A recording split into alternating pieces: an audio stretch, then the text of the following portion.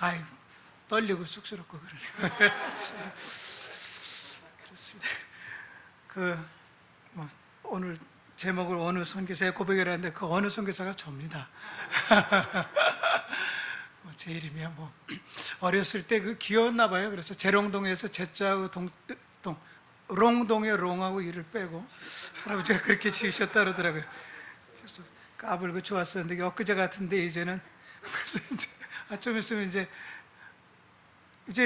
이번에 신나더라고요. 그저 공짜 타는 거 있잖아요. 그 전철이 이거 대한민국이 너무 좋은 거예요. 멀리 가도 그냥 공짜고 막. 그래서 정말 외국도 이런 외국이 없어요. 그래서 하여튼 이제 돌아가고 나면은 그렇지만은 근데 이게 저한테는 다 번거로운 거예요. 뭐 검색하고 뭐 눌러대고 막 이러는 거 있잖아요. 한국 오면은요. 이거 뭐 가면 아무것도 아닌 거. 그래서 올해부터는 이제 차도 빌리지를 않기로 했어요. 차도 내비게이션을 1년 내내 뭐 내비게이션 볼 일이 없잖아요. 그죠?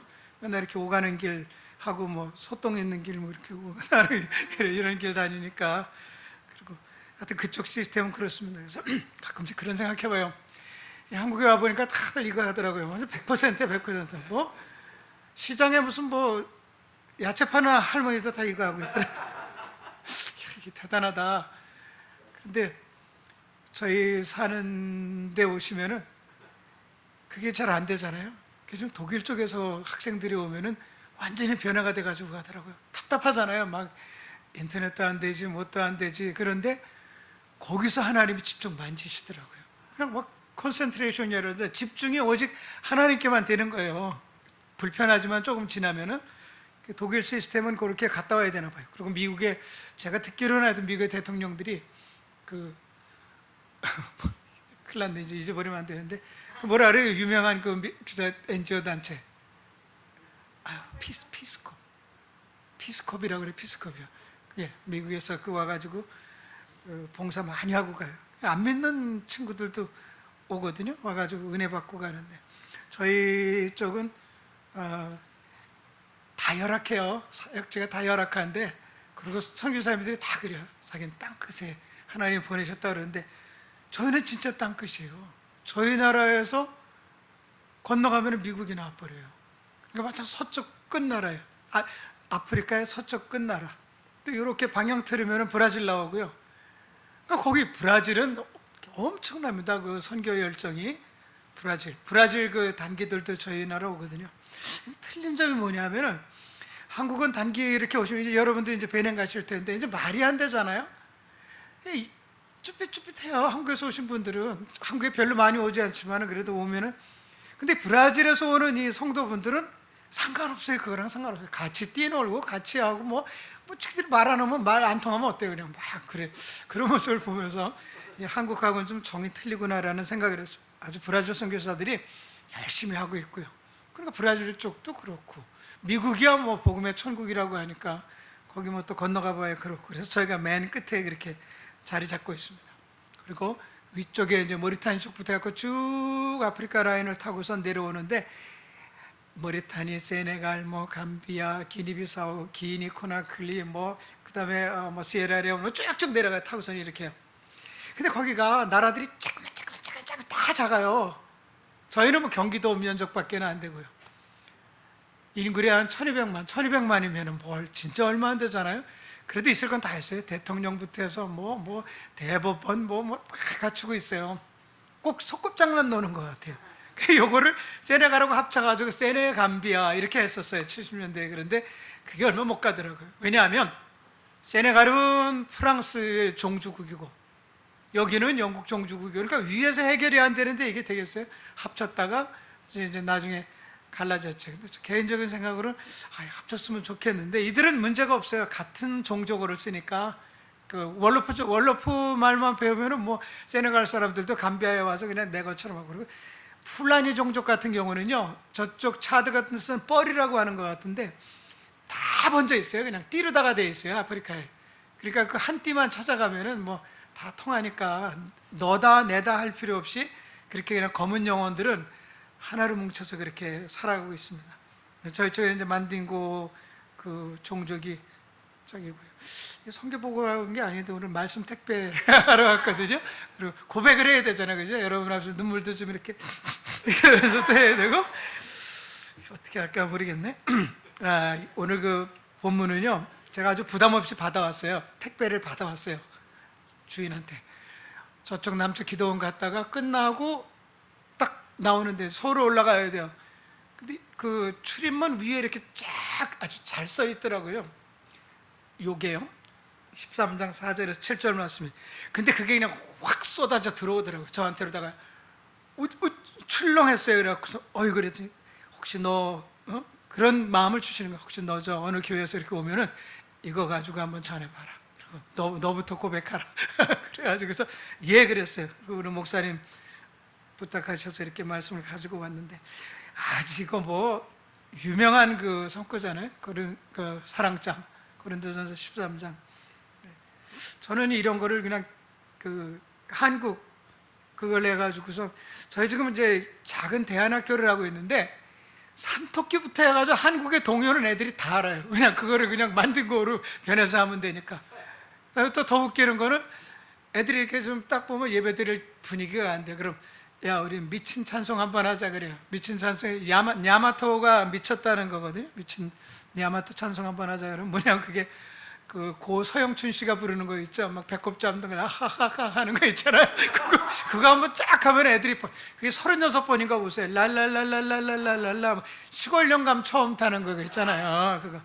그것도 하고 또 뭐 초록빛 바닷물이 뭐 돌멩이를 던지면 그것도 하여튼 그러니까 누가 오면은 이거 한국 같은 생각이 드는 거예요. 산토끼부터 해가지고 뭐 저희가 이제 개사해가지고 그렇게 하고 있어요. 어쩔 수 없어요. 한국 선교사는 한국적으로 선교하는 거고 미국 선교사는 미국식으로 하는 거고 그렇잖아요. 그래서 우리 애들이 어떠냐, 한국 성도분들은 다 철회하는 줄 알고 금요일날, 그죠? 그 다음에 11조 다 하고 또 뭐 새벽기도 퍼펙트하게 하고 그렇게 이제 생각을 하고 있는 거예요. 그게 이제 아버지 나라라고 생각을 하고 있는 거죠. 그래서 저희가 그렇게 한국식으로 하고 있습니다. 또 제가 이제 그 옛날 얘기지만 삼천교육 때 조교를 했어요. 여러분들 이제 나이 드시면 알죠. 삼천교육 때 무서워요. 밤에 그냥 일부러 공포를 쌓아요. 빠바바바방 쌓아요. 그러면 그 삼천교육 때 끌려온 사람들 있잖아요. 이렇게 문신한 사람들, 그 전두환 대통령 때인데 빠바방 쏴보세요. 누가 탈출하다가 죽었구나.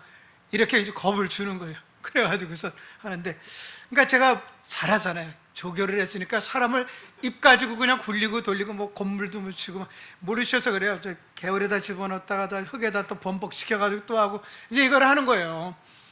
그러니까 그거를 그 군대 생활하면서 했으니까 얼마나 좋아요. 그래가지고 거기 가서 우리 애들 아주 그냥 뭐 삼천교육대 훈련 받고 있는 거예요. 그 다음에 100km 행군하죠. 100km 행군 한번 해보세요. 여기서 100km면 어딘지 모르지만은 밤에만 또 야간 행군을 하는 거예요. 군인은요 밤에만 움직여요. 낮에는 드러나기 때문에. 그래서 100km 행군이 이게 성교 보고 시간이 아닌데 그렇게 됐네. 그 다음에 뭐 하나 자전거를 가지고 쫙 전국 여행을 하는 거예요. 그냥 막 신나죠. 그런 데를 어떻게 가볼 수가 있겠어요. 처음에 가가지고 적응 기간에 어딜 나가려고 그러면 애들이 막 달라붙어요. 트럭 뒤에요. 이제 수도를 갈 일이 있지. 여기로 말하면 서울이죠. 가려고 그러면 애들이 막 달라붙어서 물어보면은 거기도 못 가본 거예요. 저희 애들도 처음에 학교를 세웠는데 뭐 바닷가에 얼마나 떨어져 멀지 않아요. 그래 바닷가를 가봤어야지. 교통수단이 없으니까. 그걸 딱 태워가지고 가는데 딱 버스에 타자마자 쫙 갈라지는 거예요. 창가 쪽으로 다. 그래갖고 그냥 보느라고 그 교통수단이 귀하니까요. 그런 시절이 있었습니다. 이제 지금은 좀 낮았지만은. 그래서 오늘 여러분에게 가져온 하나님의 말씀은 하나님께서 그냥 저에게 먼저 주신 말씀이라서 참 부끄럽지만은 그래도 이 말씀을 전하는 것이 오늘도 제 사명이다라는 생각을 해봤습니다. 사랑의 실체랄까, 이게 영원 사랑 말씀이에요. 제가 잘 아는 목사님이 막 기도를 엄청나게 하셨어요. 이게 싫어합니다. 싫어 아니면 제가 얘기할 필요가 없죠, 그죠? 그래가지고 하나님의 은사를 주시는 거예요. 결국 이제 부흥사 길로 나가는데 나가기 전에 내가 어떻게 됐나라는 것을 이제 간증하는 그런 것. 그분하고 친했으니까요. 막 은사를 막 쏟아 부어 주시고 이러는데 기도하던 동산의 그 밑에 거지하고 정신 나간 여자하고 이렇게 살았단 말이에요. 움막에. 그게 이제 나중에 기도원이 됐어요. 초창기 얘기죠. 그래가지고 거기 가가지고 하나님이 밤새도록 기도를 하니까 은사를 주셨겠다 해가지고 이제 맨날 그 정신 나간 여자를 놓고 기도를 해보는 거예요. 테스트를 하는 거예요. 주여 믿습니다 막 이래가면서요. 고쳐주실 줄 믿습니다. 뭐 나가라 들어와라 막 해가면서 이거를 하는데 아무 소용이 없는 거예요. 이상하다. 분명히 주셨는데 밤에 기도할 때는 계속 이거를 하는데 안 되는 거예요. 그러니까 실망도 되잖아요. 그러면 내가 이제 부흥사의 길을 나가지를 못하나? 막 이런 그 스스로 의심도 하고 이러다가 어느 날도 이렇게 가는데 이제 다시 또 기도 테스트 확인을 하러 가는 길인데 그때 하나님께서 말해요. 야, 너 그 지금 정신 나간 여자 그 영혼에 대해서는 한번 생각해 본 적 있냐? 그 영혼이 자기가 누군지도 모르고 저렇게 귀신이 들려가지고 그렇게 정신병자로 다 저렇게 그냥 거지랑 이렇게 살고 있는데 그 영혼에 대해서 좀 부담감을 가지고 네가 그 영혼을 진짜 사랑해봤냐 그러면서 호되게 말씀을 하시는데 이분이 또 뭐 예민하잖아요. 그냥 길에서 주저앉아가지고 회개를 막 하고 잘못했습니다 그랬어요. 어쨌든 그러고선 이제 가던 길이니까 갔죠. 갔더니 그 정신병자인 여자가 20몇 살밖에 안 됐어요. 자기 집이 어딘지도 모르고 그 여자가 있는데 그날은 왜 이렇게 눈물이 쏟아지는지 하나님의 그 메시지를 듣고 왔으니까 그래가지고 와가지고 기도도 소용이 없더래요. 눈물이 쏟아지니까 그냥 자는 여자애를 이렇게 포근히 이렇게 해서 이제 감쌌나 보더라고요. 근데 어떻게 됐느냐, 그 순간에 그 정신 나간 여자 눈이 사르르 뜨더니 어머 이 아저씨 왜 이래 이러는 거야. 왜 이래? 돌아온 거예요. 그 순간에 돌아온 거예요. 그래서 야, 이게 사랑이라는 게 바로 이런 거구나. 실체적으로 정말 실제적인 사랑이잖아요. 하나만 더. 벌써 15분 지나가네. 하나만 더 하면은요. 이것도 실한데 이거 운물 파는 사역을 하는 우리 큰 처남의 친구분이 있어요. 그리고 이분이 아프리카를 다니면서 운물을 파주고 이러다가 저쪽 수단 쪽에 갔다가 운물 파는 기계에 여기가 잘라져 버렸어요. 뼈만 남고 이게 다 나간 거죠. 근육이.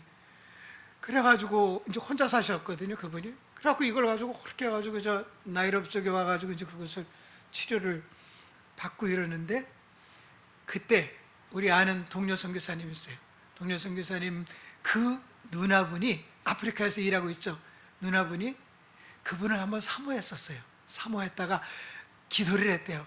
하나님, 저분이 지금 다친 분이 다시 우리 센터에 들어오면은 제가 대시를 하겠습니다. 그러니까 재혼에 대해서 이제 한번 시도를 해보겠습니다. 그랬대요. 그랬는데 그 소식을 들은 거예요. 다쳐가지고 나이로비 병원에 있다는 걸. 그래 거기를 찾아간 거예요. 찾아가가지고 그냥 정말 그 사랑하는 마음으로 그냥 간호를 해주고 막 그랬거든요. 그랬는데 그 남자분은 그러는 거예요. 이제 손도 이렇게 됐고, 뭐 어떻게 내가 당신하고 뭐 어떻게 할 수가 있겠냐 그래가지고 계속 거리감을 뒀는데 결국은 여자가 집요하니까 요새는 여자분들이 힘 있잖아요, 그죠? 요새 신랑 사냥하러 다니잖아요. 사냥물 보고서 이렇게. 그래 결국은 결혼을 하게 됐어요. 결혼을 하게 돼가지고 몬바사라는 데가 이제 남쪽에 있거든요. 거기서 이제 첫날 밤을 이제 맞아야 되는 거죠. 다 뭐 그 아픔들이 있지만 그랬는데 저 좀 한번 봐요. 그 여자분이 그랬단 말이에요. 이 다친 데를. 그러니까 막 이랬단 말이에요. 이게 진짜 실화라니까요. 그래가지고서 막 둘이 막 이러는 가운데서 탁 만졌는데 그때 그 남자분 얘기가 짜르르 해주더니 신경 다 죽었던 것이 그냥 살아버린 거예요. 이게요. 뼈만 남아 있었거든요. 그리고 이게 다 끊어졌어요. 봉합 수술은 다 했지만은 신경이 끊어진 상태잖아요. 아프리카 수술이라는 게 뻔하잖아요.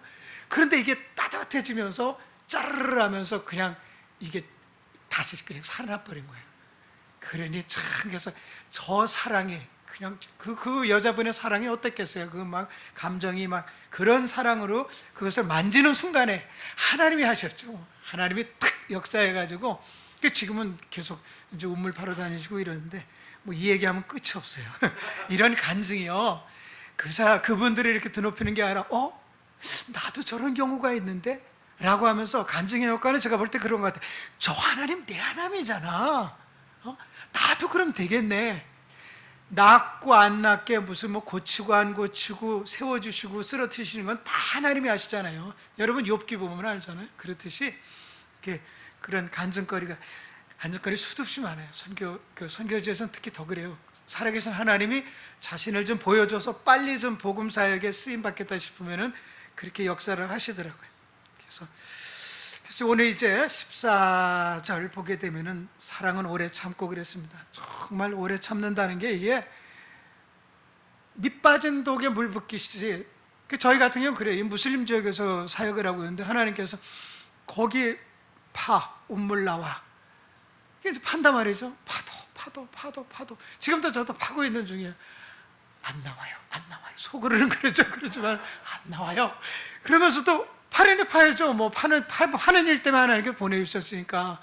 저희 집사람이 이 자리에 와 있지만은 그냥 사는 거라면은 가지고 불편해도 그렇고 뭐 국내나 어디나 다 사람 사는 게 그러니까 그렇다는 거예요. 그런데 부담감 때문에 그렇다는 거예요. 하나님께서 보내주실 때는 목적이 있어서 보내주셨고, 그러니까 이게 뭐 힘들고 이런 거는 둘째치고 먹는 거 못 먹는 거 이런 건 아무 문제 아니에요. 못 입는 것도 그렇고. 그러니까 이 삶에 대해서는 문제가 아닌데, 문제는 여기까지 보내주셨으면은 예수가 길이요 진리요 생명이라는 것을 증거해서 그들을 인도를 해야 되는데, 제가 월문리가 GMS 본부인데 거기를 이제 아프리카 가기 전에 들렸더니 선배 선교사님이 가신다고요. 그러면서 이야기를 하는데 그러더라고요. 유 목사님, 유성 교사님이래 하면서 가가지고 한 명도 하나님께로 인도 못할 가능성이 있습니다 그러더라고요. 예, 그렇게 말은 했지만은, 지금 뜨거운 열정을 가지고 가는데 이게 무슨 소린가 그랬어요. 그런데 지금 20여 년이 지났잖아요. 그때 선배 선교사님 말씀이 사실이었구나. 이것 때문에 그렇게 말씀을 하셨구나라는 그런 생각을 해보는데요. 정말 뭐 참으려니까 참아야죠. 파려니까 파는 거고. 그런데 어떤 때는 정말 막장에 있는 탄 캐는 사람 같아요. 그냥 그 끝에서 파야 되고, 그러니까 최첨단이죠. 드르르르 그라인더라든가 이런 걸로 하게 되면 분쇄기를 하죠. 맨 끝부분이 저희 사역지예요. 저희 사역지. 이런 도시가 아니고 현지인들 속에 들어가서 있는 거거든요. 거기서 잘못하면은 이사도 못 가고 어떻게 하겠어요. 현지인들은 이렇게 얽혀 있으니까. 그 지역에 들어가서 때가 돼서 하나님께서 사람 보내주셔서 하나님이 하셨죠. 그래서 이제 작은 학교도 하고 또 교회도 세우고 또 그다음에 학사 사역도 하고. 학사 사역은 뭐냐면요, 저희 아들이 저쪽 북아현동 쪽에서 학사에서 학교를 다녔어요. 대학교를요. 선교사님이 와가지고 한국에다가 이렇게 학사를 세운 거예요. 그래가지고 이제 그거를 이제 감리교 계통인데 김선도 목사님인가요? 그 교회를 넘겨가지고 계속적으로 하고 있는데, 한국의 대학생들이, 한국에 있는 여러 대학생들이 와가지고 거기서 머물면서 또 예배도 드리고 이러는 사역인데, 어쨌든 제 아들이 그렇게 학사 사역 그로 인해서 이득을 받기 때문에 저도 그래서 명문학교 앞에다가 이제 학사를 세웠습니다. 그래서 이제 그 사역을 주로 하고 있고, 근데 문제는 너무 힘든 거예요. 힘든데 그때 하나님이 주시니까 감당을 하고 있죠. 그 시스템에 맞추자면은 너무 힘겹습니다. 그러니까 이제 관광객들이 들어오잖아요. 이제 저희는 코로나가 별로 없어요. 코로나가 없기 때문에 이제 많이들 들어와가지고 이렇게 바닷가가 보면은 저 사람은 일주일 된 것 같고, 이 사람은 이제 온 것 같고, 때깔이 틀리니까 하얀 피부들이 오니까 자기들 스스로 굽잖아요. 이렇게 바닷가에 가서 보면은 이렇게 다 현지인들이 달라붙어요. 나중에는 이제 군인들이 통제는 하는데, 바닷가에서 어떻게 해서든지 서양 사람들을 잡기만 하면은, 거기서 좀 하게 되면은 팔자가 바뀌니까. 그 다음에 청년들은 어떻게 해서든지 한국 돈 20에서 30만 원만 마련하게 되면은 그 돈을 가지고 이제 불법을 하는 거예요. 파스포드도 필요 없어요. 그냥 걸스로 올라가가지고 리비아 쪽이라든가 모로코 쪽에서 이제 기다리고 있는 거예요. 거기 다 끼리끼리들 캠프가 있죠. 그러다가 이제 날 좋은 날 때를 맞춰가지고 건너가면 이태리가 나오는 거고, 건너가면 이쪽 스페인 쪽이 되는 거죠. 그게 소망이에요, 소망. 팔자가 완전 바뀌는 거죠. 그래가지고 그런 부류들도 보게 되는데, 어쨌든 그런 가운데 들어가서 사역을 하면서 뭔가 비전을 보여줘야 되는데 참 뭐 늘 어려움이 많고 그러다 보니까 부끄럽기도 하고 그렇습니다. 그래서 이게 사랑이 부족해서 그런 게 아닌가. 그럼 이 사랑을 내가 만들 수는 없는 것이고 주셔야 하는데, 그런 생각을 하고 있습니다. 어쨌든 그 선교사들 관계도 좀 잘 진행이 돼서 서로 돕고 이러면 되는데, 이 부분도 참 오브 더 레코드지만은 이런 부분도 좀 어려운 점이 있고, 그래서 이 모양 저 모양으로서 여러 가지 공격을 받고 있어요. 그래서 제가 내일이면 이제 선교 보고를 하게 되는데, 참 이렇게 국내에 이렇게 나오면은요, 특히 이제 권사님들은 보면은 문화재 같아요. 문화재, 인간 문화재 같아요. 이런 세대가 없어요. 목회자 섬기는 것부터 해서 그런 세대였었잖아요. 없어요. 이제 점점 사라져가고 있고, 또 교회 중추 역할을 하는 이 집사님 이분들 보면은 대단한 거죠. 외국의 그 신앙생활하고 이렇게 비교를 해보게 되면은 대단한 거예요. 그러니까 하나님께서 복을 많이 부어주셨던 것 같아요. 한국에. 제가 저 북한동에서 태어났거든요. 맨날 어렸을 때 하는 일 중에 하나가, 야, 불 나갔다, 저 전기 나갔다 그러면 초사로 다니는 거예요. 가게 가가지고 초사 가지고 아버지 갖다 드리고 잔돈 가지고 이제 까먹고 이랬던 그 생각을 해보세요. 그리고 초등학교, 그때는 국민학교였죠. 6학년까지 전철 타고 다녔어요. 마포종점에서 동대문까지 오는 전철 타고 다니고 그런 시절이었었잖아요. 그러니까 고생했던 시절이니까, 그 다음에 잘 아시지만 벽에다가 껌을 씹다가 붙여놓는 거예요. 그거를 또 씹고 싹 하면 저 껌이, 근데 그게 도배지랑 같이 붙어 나오잖아요. 그럼 또 분리를 하는 거죠. 껌하고 종이랑 분리를 하고, 그래서 그거를 씹다가 몰래, 형제들이 많잖아요. 방 안에서 그 이불 같이 쓰고 살잖아요, 그때는요. 그럼 그걸 누가 할까 봐서 몰래 자기 비밀스러운 데다가 껌을 붙여놓는 거예요. 서울 사는 저도 그랬어요. 그쪽 지역에서. 그렇지. 아우, 저 북한동에 보게 되면 밥 먹어라 그래 어머니가 부르잖아요. 그런데 보면은 막 똥천지예요. 그게 그때도요. 거기도 좀 잘 사는 동네였는데 그래요. 그러니까 어땠겠냐는 거예요. 지금 한국의 그 시대를 이야기하는 겁니다. 제가 대학교 들어갈 때 13만 원이었어요. 13만 원. 그 다음에 고등학교 때 그냥 제주도 간다라고 책 팔아가지고 갔는데 3천 원이니까 갔다 오고 다 왕복 다 되더라고요. 3천 원 가지고. 그래서 한라산을 간 적이 있는데, 고생한 세대였었어요. 고생한 세대. 푸세식에다가 그랬기 때문에 아프리카에 가니까 이거 뭐 나 어렸을 때랑 다를 게 하나도 없더라고요. 그래서 선교사들도 이제는 세대 차이가 나는데, 어쨌든 잘 감당은 하는데, 문제는 핵심을 전해야 되는데 이게 구조성으로 안 되는 거지. 이런 얘기를 하면은 하나님 다 하십니다, 다 되십니다, 이제 이렇게 이야기를 하는데, 속으로다가 한번 와서 해보세요. 얼마나 힘든가. 그냥 벽에다가 대고 이야기하는 것 같은 거고, 그 일례를 들면 그거예요. 무슬림 애들은 저기 못 들어와요. 교회에 들어오면 큰일 나요. 근데 저희가 교회를 세웠잖아요. 그리고 학교를 하니까 월요일날 이제 조회식으로 다 그걸 하잖아요. 체프를 하잖아요. 이거 무슬림 애들 들어왔다 하면은 바로 동지가 고발을 해요. 친구가 고발을 하고 이러니까, 그러면은 모스크에서 바로 방송 나와요. 아무개 손자가 오늘 이런 일이 있었다는데 이게 우리들의 부끄러움이다. 그러면서 난리가 나요. 그럼 바로 할아버지 와요. 할아버지 와가지고, 아이고 파스타, 저 목사, 이거 우리 애는 그냥 밖에서 하면 안 되냐고 그러던 시절이었어요. 그때는 등록금을 대주고 그랬었거든요. 근데 조금 지나고 나니까 저쪽에서 사우디라든가 이런 데서 도움이 많이 오니까 고등학교까지 프리예요. 돈 안 받아요. 그 다음에 애를 낳아도 프리. 이게 다 사우디 그 무슬림 돈이 그 상륙을 해가지고 그렇게 되는 거예요. 그러면 선교사가 필요 없는 거예요, 이제요. 선교사가. 왜? 그때는 등록금 때문에 매여가지고 그랬었는데, 그래가지고 그런 한 차례 위기가 있었고, 또 여러 가지 핍박을 주니까 학교 문을 닫을 수밖에 없더라고요. 그것도 또 닫았고, 그 다음에 다시 또 열었고, 그런 계속 반복이 있으면서 진행이 됐습니다. 그래가지고 이제는 이제 학사 시대가 돼서 올해까지만 하고, 이제 그 대안학교는 학사로다가 다 전체가 넘어가는 거죠. 지금 그런 와중에 있습니다.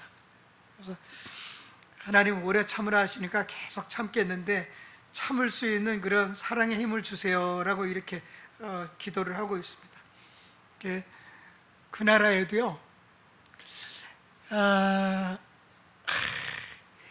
제가 이제 세네갈로 넘어가야 될 그런 상황이거든요. 이제 하나님이 그런 마음을 주시니까, 그러면 이제 여기를 둬야 되잖아요. 감비아 사역을.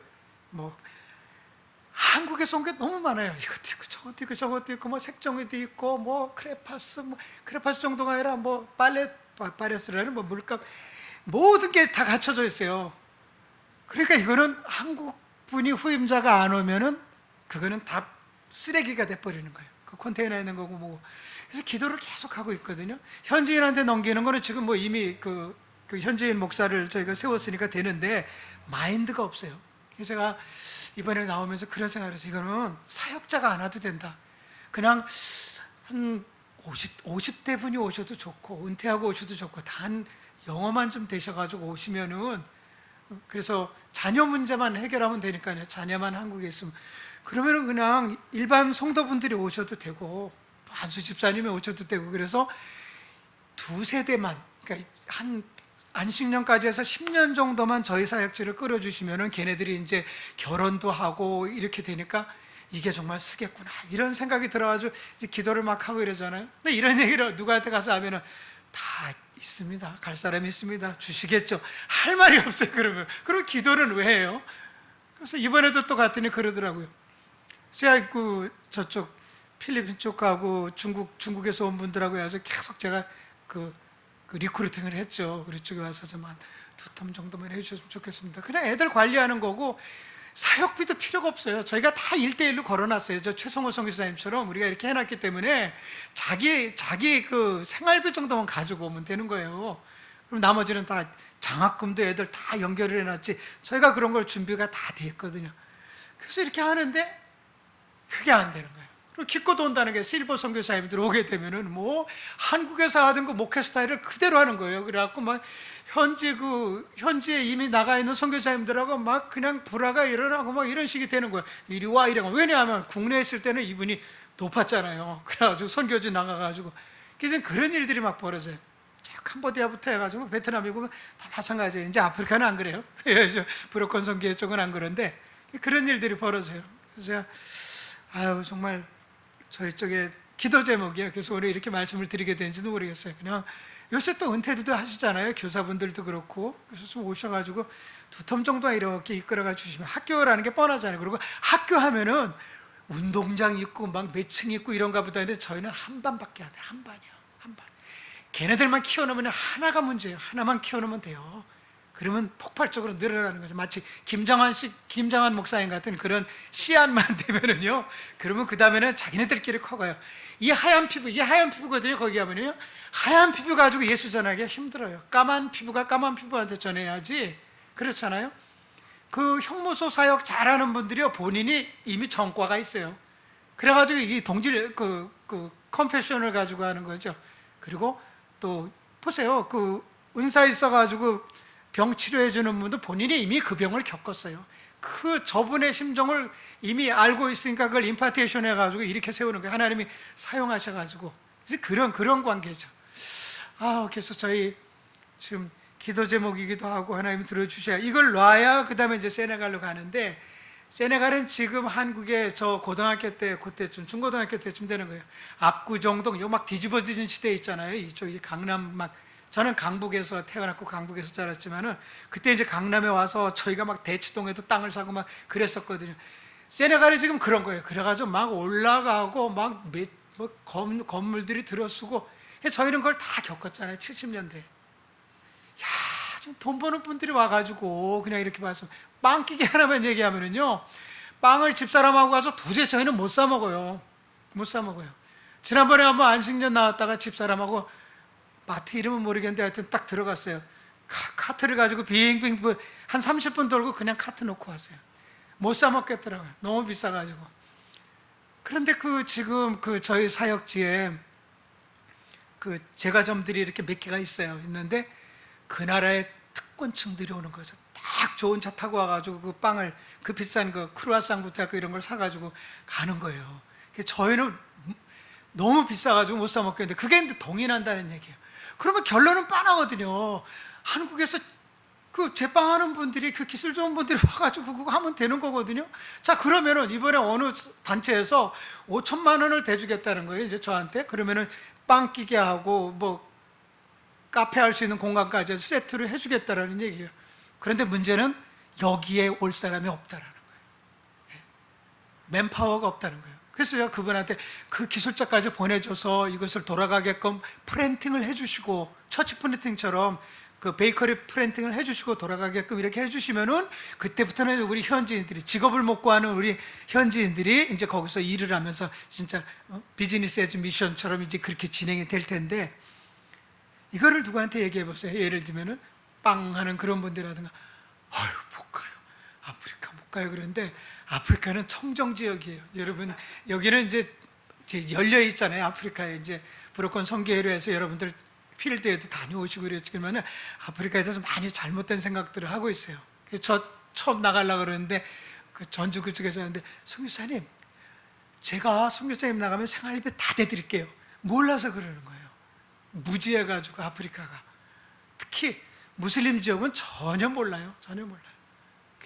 캄보디아 제가 물어봤어요. 며칠 전에. 저도 지금 총회를 하고 왔어요. 그래서 캄보디아 선교사님 만나게 몇 유니트나 되냐, 몇 가정이냐 되냐 하니까 1200가정 된다고 그러더라고요. 캄보디아에 1200가정이면 아프리카 덮고 드라마에 몇 번을 덮어요. 아프리카 전체를요. 그 인원을 가지면.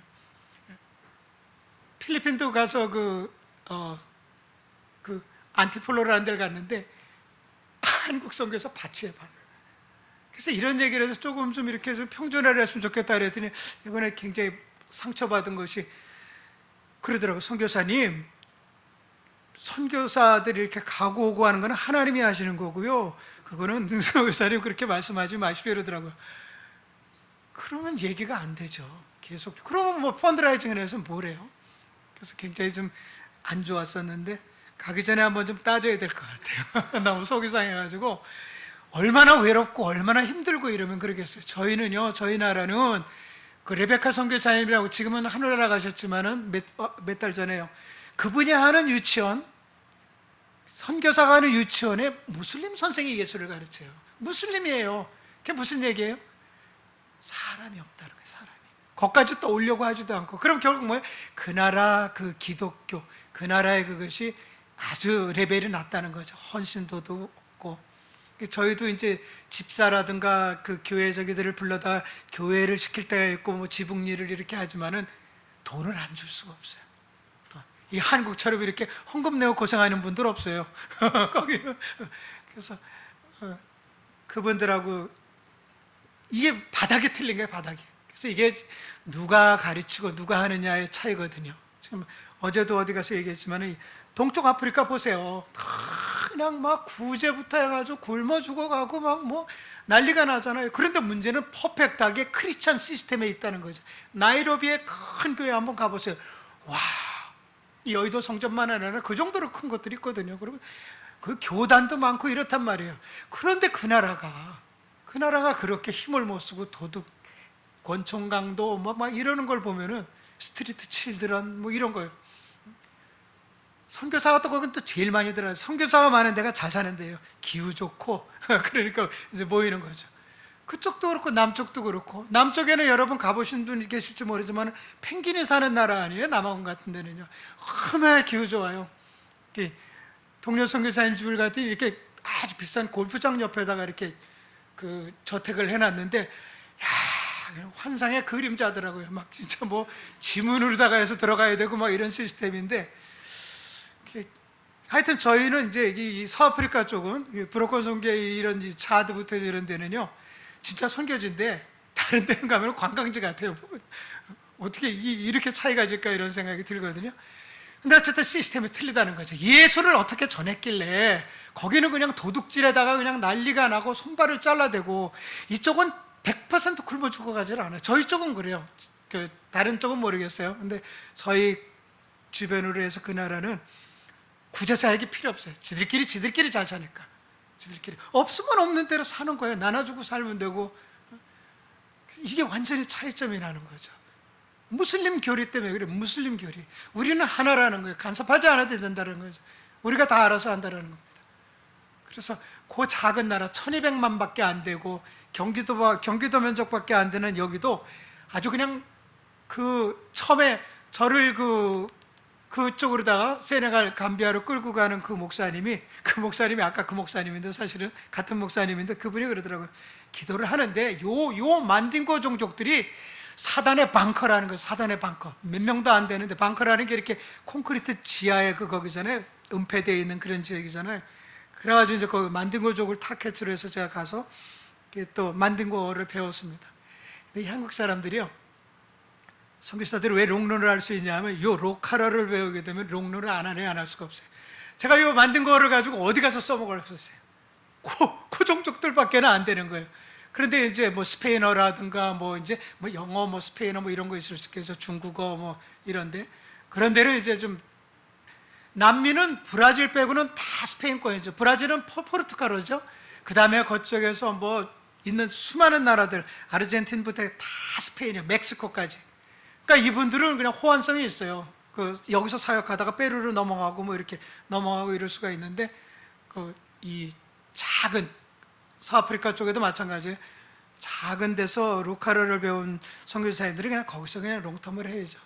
저도 앞으로 얼마나 더 주실지 모르지만 롱텀을 하고 세네갈로 간다 하더라도 결국은 만딩고족을 향한 그런 사역의 일환이 될 것 같습니다. 아이고, 오늘 뭐 이 참 귀한 말씀, 제가 고백을 좀 하려고 그랬는데 어떻게 그냥 오늘 어떻게 돼가지고 그냥 선전이 되고 말았는데요. 7절 13장 4절에 7절 말씀 중에 7절 말씀 보게 되면은 참 사랑을 가지고 바울 사도가 이야기하는 거죠. 될 수 있으면 모든 것을 참으며 그랬습니다. 참게 해주세요라는 기도로 바꾸면 좋을 것 같아요. 내가 할 수 있는 게 없어요. 참는다는 게 얼마나 힘들든가요. 그래서 그렇게 참고 또 기대해야죠. 기대하는 사람하고 기대가 없는 사람하고 차이가 많거든요. 그래서 믿고 하나님이 주신 그 뚜렷한 말씀, 확실한 말씀을 붙잡고 그 말씀 붙잡고 기도할 때도 마찬가지죠. 하나님 말씀 붙잡고 기도하잖아요. 그래서 모든 것을 믿고 그 다음에 믿고 나면은 이제 그 다음부터는 하나님이 인정해 주시잖아요. 저희 선배 선교사님은 돈 걱정을 안 해요. 주변 선교사들이 딱 깨닫게 된 게 뭐냐면 하나님이 개런티를 해주신 거예요. 인정을 해줘. 너 아무개 선교사 너는 내가 얼마를 너에게 부어줘도 내 뜻대로 쓸 거야. 이게 해결이 된 거예요. 그래서 그분은 이렇게 되어져가는 일들이 돈의 걱정은 안 하시더라고요. 아주 그냥 하나님이 그렇게 복을 주시더라고요.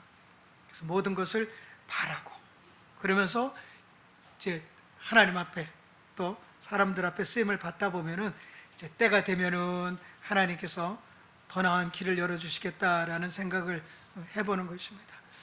그래서 오늘 1부에서 제가 잠깐 말씀을 드렸었는데 사랑하게 되면은 물론 이제 뭐 복잡하게 뭐 에로스니 뭐 필레오 이런 거 빼고요. 사랑하게 되면 대부분이 이 개념적으로 생각을 해. 개념. 내가 너를 사랑한다. 그래 이제 이렇게. 그리고 저희도 표현이 부족한데 그게 정말 사랑이 여기서 운동력이 있게 되면은 바로 나와버리는 거죠. 주를 향한 사랑도 역시 그것이 액티브하게 헌신이라든가 여러 가지 또 섬김이라든가 봉사라든가 이런 쪽으로 나올 수 있듯이 그래서 정말 행함 있는 사랑, 행함 있는 사랑이 우리들의 기도 제목일 수 있고 이런데 하나님께서 그렇게 견딜 수 있는 상황을 다 마련해 주셨다는 거예요. 그걸 깨달음을 주시더라고요. 그래서 테스트를 한다는 거예요. 1단계, 2단계, 3단계 테스트를 하는데 여기에 걸려져 넘어가는 거죠. 그게 바로 너의 가슴을 찢고 너를 갖다 그냥 곤경으로 몰아넣었던 그 많은 등 돌렸던 사람들. 코디라고 그러죠. 코디. 만든 거로는 코디라고 그래요. 코디. 등을 보였다는 거죠. 발꿈치 든다고 그러죠. 또 우리 구약에 보게 되면 요 배신자들이 사실은 하나님께서 주셨던 사랑의 숙제였었다는 거죠. 그것을 믿음으로 통과해서 나갔어야 되는데 그 영혼을 바라봤어야 되는데 그것을 연단의 도구로 생각을 한 거죠. 그래가지고 그냥 거기서 같이 맞물려 돌아가면서 상처받고 욕하고 증오하고 더 심하게 하면 이 죽어버려라까지 그냥 얘기하고 그랬던 것이 제 경우 얘기하는 거예요. 제가 아주 막 재판 과정 이거 거치면서 정말 속상하더라고요. 하나는 이제 경찰한테 잡혀가지고 뭐 어떻게 됐고, 하나는 무슬림으로 돌아갔고, 계속 지금도 괴롭히거든요. 그래서 그런 걸 보면서 왜 이런 사람들을 붙여줘가지고 이렇게 얽히고 설키게 만들었을까라는 생각을 하나님께 구하고, 하나님께서 그때 이제 주시는 그런 말씀이 있었습니다. 그래서 그 하나님이 그 너를 지금 괴롭히는, 너를 막 뒤집어 놓고 이러는 그 사람을 위해서도 예수 그리스도께서 피 흘려 돌아가셨다라는 것이죠. 그러니까 그 선에서 바라요. 그 선에서. 이게 하나님의 크고 놀라우신 사랑이 아닌가 싶고, 그러기에는 제가 부족한 거예요. 제가 그 용기가 작은 거예요. 그릇이 작은 거죠. 그래서 그것을 위해서도 하나님 앞에 기도하고 있습니다. 제가 그 좀 이름 있는 분들을 이제 가끔씩 만나보면은 틀린 게 뭐냐면은, 뭐 누구라고 얘기하면 뭐 여러분들 다 아실 그런 이제 좀 그 뭐라 그래야 되나, 그 같은 그 좀 이름이 있으면서 스케일이 큰 분들 만나보면은 그렇게 겸손해요. 그분이 저를 처음 봤거든요. 그런데도 제가 그냥 놀래요. 예를 들면 뭐 하영조 목사님을 개인적으로 만났어요. 만났는데 그렇게 겸손하신 거예요. 그분하고 저하고 무슨 관계가 있겠어요. 저는 그냥 뭐 저기 시골에 아주 이름 없는, 지금도 이름 없는 선교사지만 그때는 이름 없는 목회자였었거든요. 저는 저 광양 쪽에서 목회를 했는데, 그러다 어떻게 오늘 이렇게 해서 만났는데, 그렇게 겸손하시면서 그때 책을 쓰셨더라고요. 거기다가 책에다가 사인을 해가지고 주시면서, 아유 시골 목회하시면서 고생하신다 그랬어요. 그 책의 이름이 뭐냐면 힘이 있을 때 조심합시다 그랬었어요. 그러니까 그런 일들이 많이 발생해서 그런지 어쨌든 그런 그 특징이 있더라는 거죠. 아주 훌륭한 분들은 그렇더라고요. 막 그릇도 넓고 그렇게 겸손하실 수가 없어요. 그래서 정말 사랑에 넘치는 분들 이렇게 가끔씩 뵈면 손잡고 인사하면은요, 서로 간에 말을 할 필요가 없어요. 그냥 그게 성령의 교통이라는 거죠. 그분의 그 참사랑이 그냥 넘어오고, 그 다음에 또 이렇게 서로 교제가 되고 교통이 되는 그러한 체험도 많이 했었습니다. 정말 그 정도로다가 우리 사랑이 물타지 않고 그렇게 하나님 앞에서 보여드리고 이렇게 했으면 좋겠다라는 생각을 늘 그렇게 하고 있습니다. 그래서 여기 이 말씀이에요. 마지막 말씀에 그 요한일서 4장 19절 20절에 우리가 사랑함은 그가 먼저 우리를 사랑하셨습니다. 그렇죠. 우리가 예수 그리스도 몰랐을 때도 그분이 먼저 사랑하셨고, 그분이 우리를 이끌어 주셨고, 오늘 이 자리 이 순간까지 그분이 임마누엘로 에베네셀로 그렇게 함께 하신 것을 여러분 뭐 다 아시잖아요. 그가 먼저 우리를 사랑하셨다. 그가 먼저. 그래서 20절로 가게 되면은 누구든지 하나님을 사랑하노라 하고 주변의 지체들, 형제들 또는 가족들 이것을 미워하게 되면은 이거는 완전 거짓말이라는 거죠. 말하지 말라는 거예요. 사랑해. 그러면서 아주 확인을 시켜주는 게 바로 그 이어서 나오는 거죠. 보는 바 그 형제를 사랑하지 아니하는 자가, 보이는 자기들을 사랑하지 아니하는 자가 보지 못하는 바 하나님을 어떻게 사랑할 수가 있겠냐는 거예요. 우리가 늘 이건 접하는 이야기지만은 이게 교회는 공동체잖아요. 이게 하나거든요. 하나로 이렇게 움직여야 되고 이러는데, 교회 내에도 큰 어려움이 오고, 하여튼 누가 그러니까 그렇게 아주 이렇게 표현을 하더라고요. 교회는요, 제일 못된 인간들이 오는 게 교회입니다. 왜? 저들은 안다는 거죠. 죄가 뭔지를 알기 때문에 죄를 깨닫고 왔다라는 거죠. 그러니까 어떤 목사님들, 내가 교회를 새로 짓게 되면, 새 정전을 짓게 되면 그냥 입구를 갖다 쫙 내려가지고 기어서 들어오게 만들겠다. 기어서 잘못했습니다 이렇게 하고서 들어오게 해야겠다고. 뭐 하여튼 그런 이제 농담도 저희가 하고 그랬었는데, 교회가 이게 한 몸이에요. 그리고 교회는 잘하잖아요. 이번에 이제 30주년 돼가지고 저 얼마나 또 이렇게 여러분들 감사한지 모르겠고, 하나님께 감사하지만은 크고 작고 문제가 아니더라고요. 제가 이번에 중국 황사정이라는 사람하고 나와가지고 그 안산에 이제 뭐 크다 하면 안산 동산교회부터 몇 군데를 참 꿈의 교회 모여서 이제 몇 군데 그렇게 갔어요. 또 뭐 그 고은 목사님 교회 뭐 하여튼 안산에 크다는 교회 이렇게 지금 그 중국 크리스찬한테 보여주려 이렇게 갔었거든요. 갔었는데 일단은 그 친구 입을 통해서 이야기하기를 크고 작고 이게 문제가 아니에요. 하나님 지금 이 순간에도 하나님은요 누가 와서 지금 나 앞에 예배드리느냐, 우선 그게 문제인 거지 많이 와가지고 이러는 것을 통해서 하나님 기뻐하시는 게 아니더라고요. 제가 저도 이제 무명의 목사였었잖아요. 지금도 저는 무명을 즐겨요. 아주 좋습니다. 제가 인위적으로 뭐를 안 해도 되고, 그렇죠. 그 광양에 내려가서 이제 개척을 했는데 작은 상가에서 했어요. 2층에서. 근데 이제 시즌이 되니까, 여름학교 시즌이 되니까, 성경학교 시즌이 되니까 애들이 뭐 뛰고 막 그러잖아요. 그래가지고 미안해가지고 아래층이 그 식당이라서, 아이고 저 사장님 죄송합니다, 요새 좀 애들이 이래서 이렇게 이랬습니다. 이렇게 보더니, 아유 같이 먹고 살자고 하는 건데 뭐 됐습니다 이러더라고. 야, 그 소리를 들으면서 이게 세상 사람들이 보는 거를, 그러면서 뭐라 그러냐면 그 식당 사장이 요새 손님 많아서 좋겠어요 그러는 거예요. 애들이 계속 오르락 내리락 하잖아요. 그거를 보니까 야, 이게 세상 사람들이 교회를 보는 그러한 시각이구나라고 생각을 했었습니다. 교회가 정말 진한 사랑의 공동체가 돼야 되고, 크고 작고 문제가 아니더라고요. 일당백도 할 수 있고 일당천도 할 수 있고, 이거는 하나님이 보시는 거죠.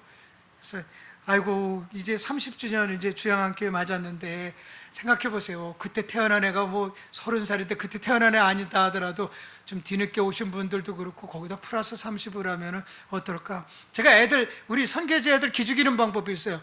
막 까불고 막 그러고 막 이제 예배 불량하고 이러면은, 저희가 이제 그 감비아 간지 20여 년 넘었으니까, 너 몇 살이야? 우리 여기 왔을 때 너 몇 살이었어? 그러면 다 태어나지 않은 애들이 많은 거예요. 그러니까 할 말이 없는 거죠. 그런 식으로 해서 연륜이라는 것도 있고, 그게 하루아침에 되는 게 아니잖아요. 그래서 30주년 이제 여러 가지 행사도 있으실 텐데, 정말 하나님 앞에, 그리고 주양한교회가 아주 그냥 진해지고, 정말 오늘 그 행함과 진실 있는 사랑으로 여러분들이 그냥 하나로 뭉쳐지게 되면은, 이래서 이제 새신자가 들어오면 그 사랑의 공동체로 다 그냥 빨려 들어가는 거더라고요. 제가 하나만 더 말씀드려요. 그 동산교회에서 이번에 동산 장로교회에서 16번째로 개척을 한 교회가 있어요. 저 목감에. 누가 자꾸 거길 가자고 그러더라고요. 그래가지고 이제 가봤어요. 첫 주일을, 이번에 한국 가가지고 첫 주일을 이제 거기를 갔는데, 하이오, 왜 여기를 저보고 가자 그랬나, 이제 중간에 그분이 딱 교회를 이렇게 들어갔더니요, 상가 건물이에요. 한 10대 정도가 이렇게 그 로비 같은 데 있는데, 하나같이 제가 들어가니까 쫙 보더니 와서 막 뭐 언제 봤다고요, 그분이 막 그냥 안고 막 이러는데, 근데 그게 인위적이 아니더라는 거죠. 제가 그걸 모르겠어요. 그냥 그 감사하는 마음으로 막 그러더라고요. 그래서 좀 이상하다, 막 쭈삣쭈삣하기도 하고, 예 그러고 이제 앉았어요. 앉아가지고 예배를 기다리고 있는데, 요새는 목사님들도 아주 미끈하게 생기셨더라고요. 그래서 탤런트 같은 목사님이 이렇게 오시면서 이렇게 예배를 준비하고 있는 한 분 한 분을 갖다 어깨를 쓰다듬어 주거나 이러면서 한 분 한 분한테다가 개인적으로, 요새 뭐 대통령 그 용산에서 뭐 이렇게 1대1 한다는 식으로 그 개인적으로 이렇게 짧게 이렇게 하면서 쭉 가더라고요. 그리고 기타 등등 이제 그런 게 있는데, 이 교회가 이게 틀리구나. 딱 느낌, 하나님이 주시는 말씀이, 이 사람들이 다 잘 믿던 사람들이라는 거예요. 그런데 이래저래 상처를 받아 쉬었었는데, 이 교회가 비전을 가지고 그 자리에 들어왔고, 그게 소문이 나고, 또 안산 동산교회가 크잖아요. 거기서 이렇게 정책적으로 밀어주고 이러니까 이분들이 마음을 놓고 와가지고 이렇게, 사실 그분들의 베이스는 다 깔려 있는 거죠. 신앙에 대해 주님 섬기는 거, 또 경외심이라든가 그런 봉사, 이런 거는 이미 다 된 분들 같다라는 거예요. 그런 분들이 마음을 합쳐가지고 사랑의 공동체가 돼가지고 하니까 그 주간에도 이렇게 등록을 하는데, 거기 들어오게 되면 그 사랑에 녹아질 수밖에 없겠더라고요. 그래가지고서 그런 교회도 제가 가봤습니다. 근데 4월 달에 개척을 했는데 벌써 100명이 넘어가더라고요. 그래서 동산교회 나름대로 무슨 비법이 있는 건가, 이런 생각도 한번 했었습니다. 그래서 그 다음 주에는 직접 동산교회를 갔어요. 이제 진짜 동산교회를 가가지고 예배를 드린 적이 있었는데, 드리고 싶은 말씀은, 교회가 크고 작고 이게 문제가 아니에요. 하나님이 문제인 거지 사람이 문제가 아니잖아요. 그 크신 하나님, 놀라우신 하나님, 그 위대하시고 언리미트 되신 하나님이 나와 함께 하시고, 그분과의 관계가 참 중요하고, 오늘 이 사랑에 제가 다 풀어서 말씀을 못 드리는데, 이 참사랑, 주님의 사랑, 그 십자가의 사랑만 내가 제대로 인식하고 있고 그것이 내 안에서 운동력이 있어서 그것이 주님 살아계신 것, 남들이 저를 보고 사랑의 하나님을 느낄 수 있고 이렇다라면은 그게 진짜 참사랑이고 참 성도가 되지 않겠나라는 생각을 해서 남을 손가락질할 것도 아니고 남을 또 뭐 비방할 것도 아니고 시기할 것도 아니고, 오늘 뭐 사랑의 속성에 대해서 쭉 나오지 않습니까? 여러분 다 알고 계시잖아요. 알고는 있잖아요. 근데 이게 실천이 어려운 건데 주님께서 모르시지 않죠. 다 실천. 그래서 이것들을 행함과 진실함으로 이렇게 드러내서 정말 하나님이 이제 30주년을 또 기점으로 해서 새로운 포인트로 해가지고 여러분들 한 분 한 분 다 하나님이 보증해 주셨으면 좋겠어요. 한 분 한 분 됐다. 저는 참 신자고 또 통해서 하나님께서 이루실 일들을 좀 이 브로큰 선교회랑 이렇게 겹치기 때문에 우리 주양한교회는 정말 모선과 같은 교회입니다. 선교회가 또 여기서 또 이렇게 시작되어졌고 이러기 때문에 여러분들이 큰 일을 감당하고 계시고, 제가 저 같은 이런 무명 선교사를 통해서도 여러분들을 위로와 격려의 말씀을 제가 말씀 택배로 이렇게 전해드렸습니다. 기도하겠습니다. 하나님 고맙습니다. 하나님의 말씀이 운동력이 있고 하나님의 사랑이 얼마나 크고 넓고 깊은가 하는 것들을 저희들이 알고 있습니다. 그런데 아는 것에 더 한 걸음 나가서 늘 느끼게 하시고, 또 하나님 아버지 그것이 운동력이 있고 힘이 있고, 그래서 그것으로 하늘나라를 확장하는데, 하늘나라 울타리를 이 땅에서 또 넓혀가는데 쓰임받았으면 좋겠습니다. 아버지 하나님, 우리 주양한교회 특별한 사명을 주셨습니다. 그래서 브로큰 선교회를 또 하나님 아버지 함께 동역하고 이끌어 나가고 또 선교사를 파송하고, 이러한 귀한 일들이 우리 주양한교회가 또 감당하고 있습니다. 아버지 하나님, 우리 목사님 또 장로님 집사님들 또 앞으로 이곳에 붙여줄, 보이지는 않지만 아주 신실한 성도들 하나님 될 수 있으면 빨리 붙여주셔서 이 마지막 때에 하나님 인정받는 우리 모두가 되기를 소원합니다. 아버지 하나님 건강 지켜주시고 생각하고 기도하는 모든 것들이 하나님 마음에 흡하기를 원하고, 아버지 특별히 이 어둡고 험한 세상 가운데 있어서 정말 오직 예수 그리스도 주님을 향한 그러한 성도분들 다 될 수 있도록 하나님 마음껏 축복해 주시옵소서. 고맙고 감사합니다. 살아계신 귀하신 예수님의 이름으로 기도드렸사옵나이다. 아멘.